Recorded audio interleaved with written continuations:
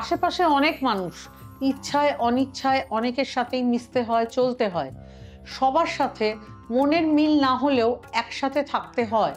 কিন্তু যখন সঠিক কাউকে ভালো বন্ধু বানাবেন, যার সঙ্গে দীর্ঘদিন জীবনে চলবেন বলে ভাবছেন, কিন্তু বুঝতে পারছেন না সে কেমন মানুষ, এক কথায় বলবো, মানুষ চিনবেন কি করে?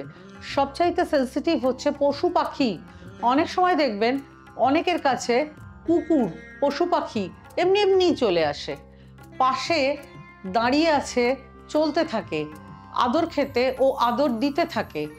এমন সময় এমন মানুষকে ন্যাচারালি আকর্ষণ করে পশু পাখি, কারণ তাদের আত্মশুদ্ধি, মন পবিত্র।